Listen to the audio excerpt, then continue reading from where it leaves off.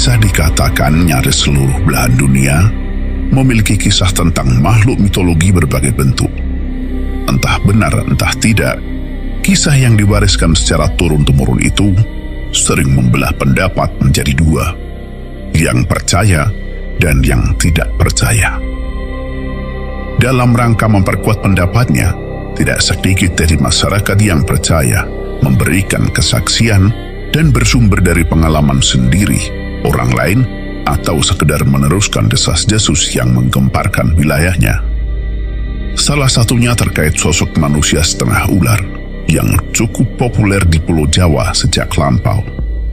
Saking populernya, para pengamat dan penulis kebudayaan Oriental seringkali tertarik untuk turut membicarakannya pula. Lalu seperti apakah kisah yang ditangkap di tahun 1898 oleh seorang penulis Belanda terhadap sosok menyeramkan yang oleh sebagian masyarakat diyakini tetap eksis hingga sekarang dan menghuni suatu sudut pantai selatan Jawa ini?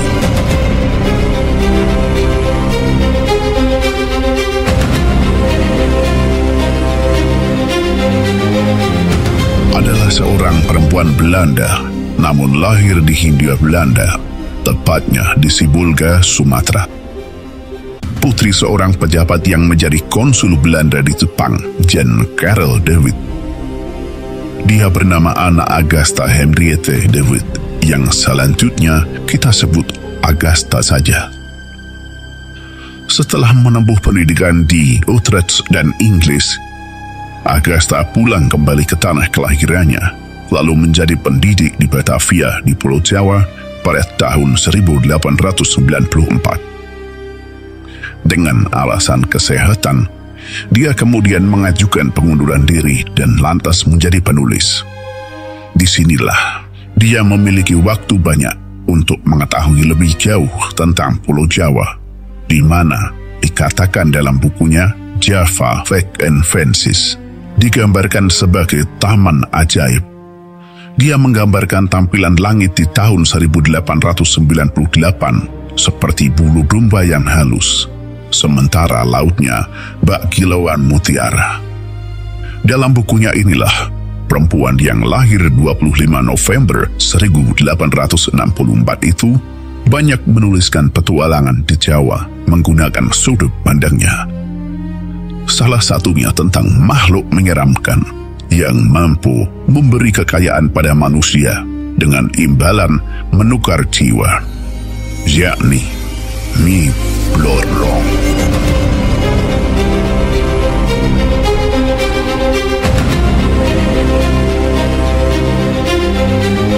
Suatu kali, Agatha berada di wilayah pantai dan bertemu seorang nelayan tua.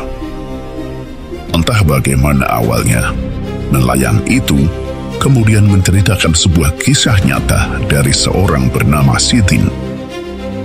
Tidak dijelaskan Sidin orang mana, namun agaknya Sidin masih orang wilayah pantai situ juga, karena cerita sang nelayan nampaknya cukup mendetail.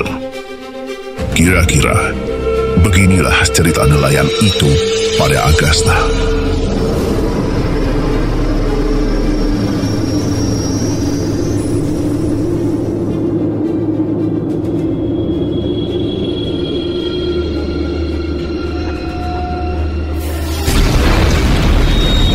Begini Nyonya,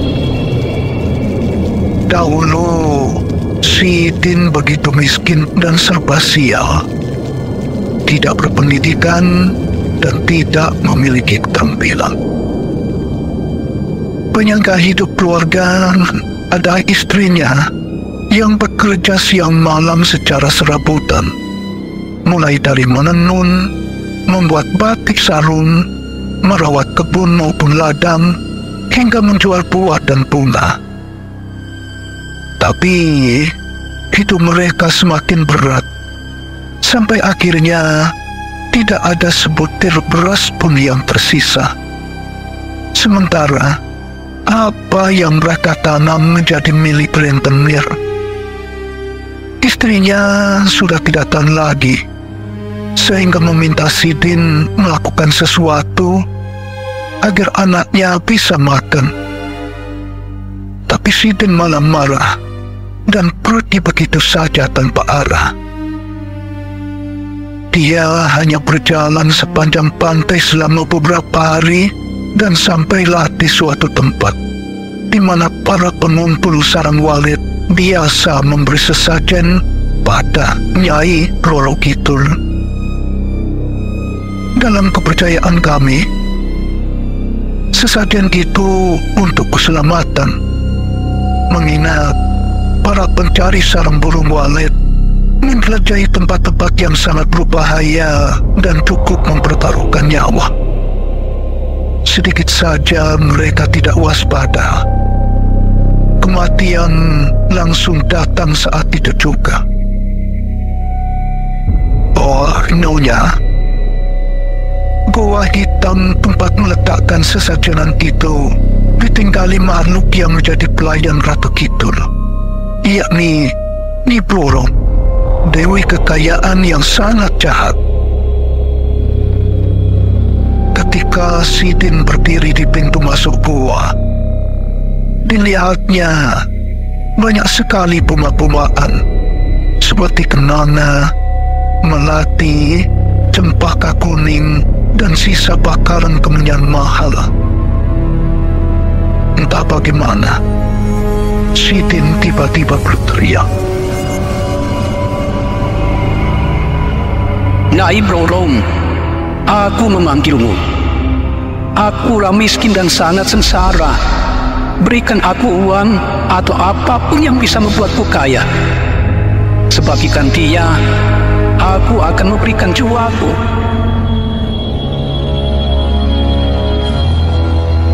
Aku mendengarmu, Sidin. Masuklah lebih dalam.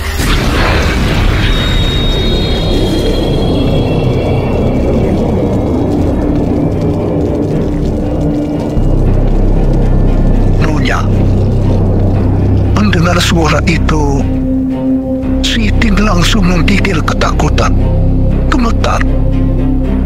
Tapi dia berusaha memberanikan diri. Saat dia memutar kepala, mendadak gua itu berubah menjadi rumah yang sangat megah dan penuh harta karun emas.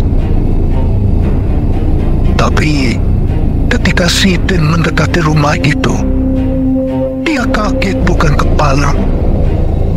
Rumah itu ternyata dibangun dari tubuh-tubuh manusia. Lantai, dinding, dan atap semuanya terbuat dari manusia yang hidup. Mereka menangis dan merintih kesakitan. Sidin menjadi sangat ngeri dan nyaris pingsan.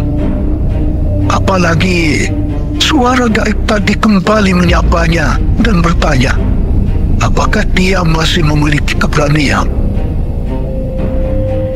Meski takut teramat sangat, tapi Sidin merasa dia masih muda dan kuat.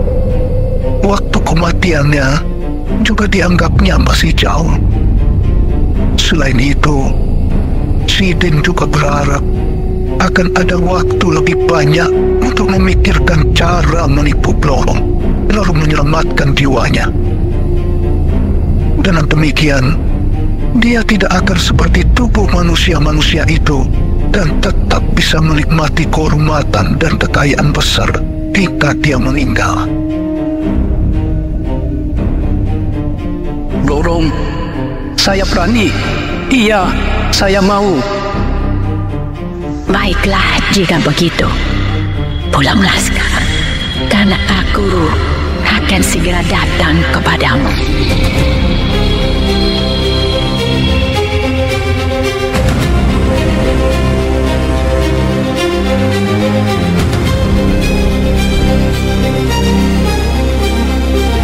Nyonya, Sidin kemudian pulang dan tidak mengatakan apa-apa pada istrinya.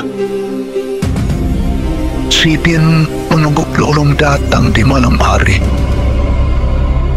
Blorong akhirnya benar-benar datang saat Sidin duduk di bali-bali. Kala itu, Blorong minta dipeluk dan dicium. Dengan senang hati, Sidin melakukannya bak pengantin Dewa Cinta. Tapi saat dia melihat ke bawah, Sidin merinding. Blorong tidak memiliki kaki, tapi ekor panjang bersisi. Sidin tiba-tiba ingin lari, tapi Blorong langsung mendekapnya sambil mengancam bahwa jika dia mencoba lari, Blorong akan mencabut nyawanya saat itu juga. Blorong terus mendekapnya di dada dengan keras, hingga nyawa Sidin seperti lepas. Dia kemudian terbaring seperti orang mati. Ketika Sidin sadar, matahari sudah terbit. Sementara di bali-bali berserakan sisi kuning yang terbuat dari emas terbaik. Ya, Sidin kaya seketika itu juga. Rumah megah lengkap dengan lubung besar dimilikinya. Demikian juga dengan kuda-kuda yang kekar. Perkebunan kelapa dan jambu, berikut sawah yang terbentang sejauh mata memandang. Sidin menjadi lupa daratan. Dia menceraikan istrinya yang sudah tidak sedap dipandang mata karena terlampau bekerja keras saat masih susah dulu. Sidin kemudian menikah dengan perempuan anak orang kaya. Merasa belum puas, Sidin menikah dengan 3 gadis cantik lainnya.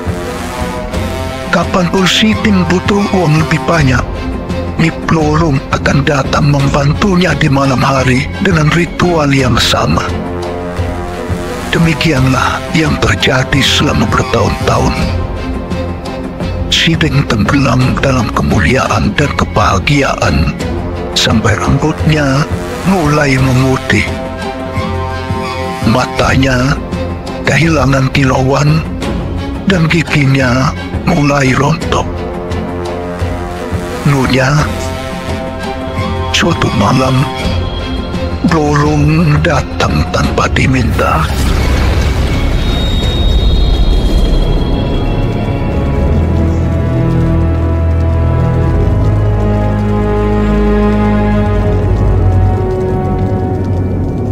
Sidin, waktunya telah tiba. Ikuti aku, karena aku akan menjadikanmu ambang pintu istanaku. Tuh, Nyai Blorong. Lihatlah saya, Nyai. Betapa kurusnya saya saat ini. Tulang rusuk saya hampir menembus kulit. Pasti ekor Nyai akan luka saat Nyai melewati tubuh saya yang telah dijadikan abang pintu. Biarlah saya gemuk dulu. Sekarang lebih baik Nyai membawa pekerja saya yang masih muda. Pilihlah sendiri.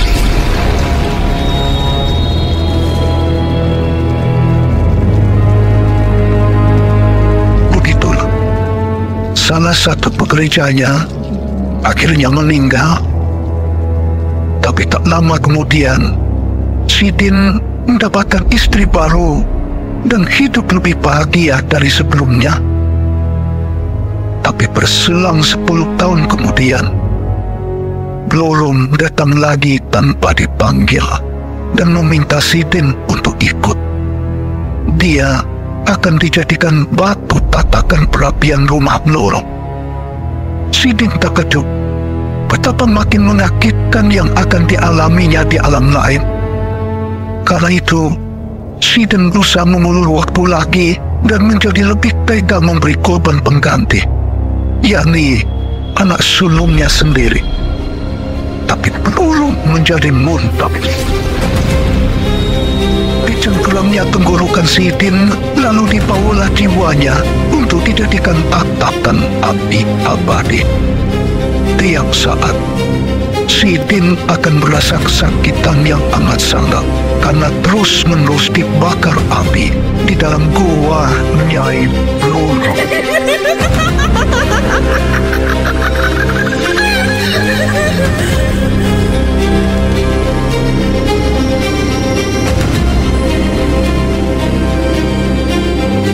Dalam catatan Agasta, sang nelayan tua mengakhiri ceritanya dengan helaan nafas lega karena dia dan keluarganya tidak seperti Sitin, memiliki anak yang patuh dan saling membantu menyediakan segala kebutuhan. Dalam bukunya itu tidak dijumpai kalimat apakah Agasta mempercayai keberadaan Blorong dan kisah seputarannya. Namun penulis Belanda itu merasa ada yang lebih berbahaya dan paling mengancam secara kasat mata, yakni buaya. Pantai di mana dia berbicara dengan nelayan tua itu dipenuhi binatang buas ini. Dan menurut laporan resmi, cukup banyak orang yang menjadi korbannya, menghuni rawa-rawa dan kadang terlihat berjemur di sekitar muara, menyergap begitu saja manusia yang sedang berenang. Karenanya, pemerintah Hindia Belanda memberikan hadiah cukup tinggi bagi siapa saja yang berhasil menangkap dan membunuh buaya. Sejak saat itu, tidak ada satu hari pun berlalu tanpa penduduk yang datang memikul bangkai buaya ke kantor polisi. Padahal menurut Agasta, masyarakat Melayu pada umumnya tidak mudah membunuh buaya. Mereka percaya bahwa roh orang mati akan diwujudkan kembali, termasuk dalam bentuk binatang yang berbahaya sekalipun. Mengenai penghormatan terhadap buaya, di tahun 1898 itu, Agasta menyaksikan penduduk memberi sesajen berupa beras, daging, dan buah. Mereka memasukkan makanan tersebut ke dalam keranjang kecil dari daun palem dan menyalakan cahaya berkedip yang mungkin semacam lampu sentir di atasnya, lalu dihanyutkan ke sungai. Konon, persembahan itu dilakukan ketika ada bayi lahir dengan ujub meminta perlindungan pada nenek moyang yang telah berubah wujud di sungai dan laut. Agasta menyinggung kisah dalam pertunjukan wayang tentang seorang kesatria hebat yang dihormati para buaya. Mungkin yang dimaksud Agasta adalah kisah Raden Kangsa. Mitos di suatu daerah, jika lakon Kangsa ini nekat dibawakan dalang, akan ada sejumlah buaya yang keluar dari sungai dan menuju tempat pertunjukan. Tapi, penghormatan terhadap buaya akan musnah seketika ketika mereka memangsa manusia. Penduduk menganggap buaya-buaya itu sengaja melakukannya dan harus mendapatkan hukuman, yakni mati. Seolah-olah buaya itu bersalah dan paham perbuatan jahat. Agasta mendapatkan cerita tentang seorang gadis kecil yang dimangsa buaya, meski orang tuanya sering mempersembahkan sesaji. Mereka marah sekaligus sedih, lalu mencari seorang pertapa yang tinggal di gua dan tidak jauh dari desa mereka. Konon, orang itu memahami bahasa binatang dan mampu berbicara dengan mereka.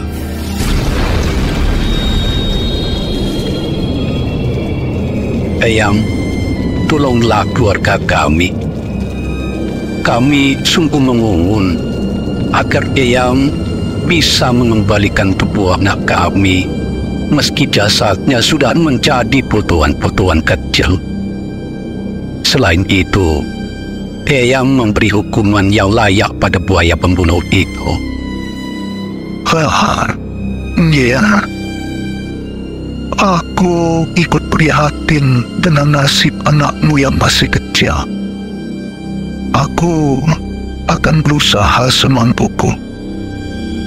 Baiklah, sekarang ikutlah aku ke laut. Mereka kemudian meninggalkan goa bersama dan menuju pantai. Di sana, sang pertapa mengeluarkan mantra saktinya untuk memanggil para buaya. Tidak lama kemudian, sejumlah buaya benar-benar berdatangan dari segala penjuru dan memenuhi pantai. Kepada mereka, sang pertapa semacam meminta keadilan karena seorang gadis kecil telah dimangsa dan yang telah melakukannya harus mendapat hukuman mati, mengingat saat kelahirannya, orang tua si gadis telah memberi persembahan sebagai tanda persahabatan dan kebaikan. Pelanggaran terhadap saling percaya ini tidak boleh dibiarkan. Oleh karena itu, siapa yang merasa tidak melakukannya, silakan pergi. Namun yang berbuat harus tetap berada di tempat itu. Seketika itu juga, pantai seperti diguncang oleh gerakan ribuan buaya yang berpencar pergi. Hanya satu yang tetap tinggal. Dia mendekat ke kaki sang pertapa, lalu membaringkan diri. Sudah pasti, dialah pelakunya. Ayah si gadis kemudian diminta mendekat, dan dengan kerisnya, dia menusuk mata buaya itu dan lantas membunuhnya. Dari mulut buaya pembunuh itu, sang pertapa mengeluarkan sebuah kalung manik biru.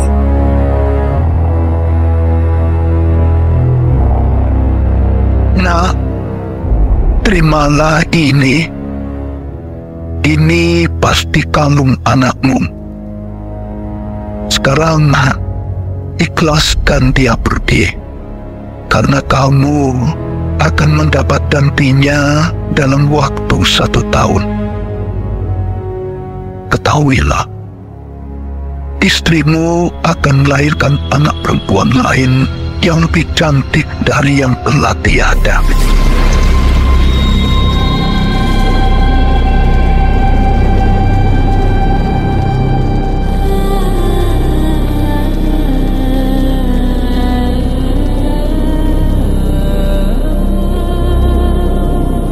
Setelah sekian lama cerita itu didengarnya, Agatha mengingatnya kembali ketika dia berada di Petite Trouville Tanjung Priok, Batavia. Mungkin di tempat ini jugalah dahulu Agatha menuliskan kembali kisah perjalanannya di pantai Jawa. Agatha de Witt meninggal dunia di usia yang ke-74 pada tanggal 9 Februari 1939. Sebagai seorang penulis, Agatha sering menyajikan segala sesuatu yang didapat dari narasumbernya secara apa adanya.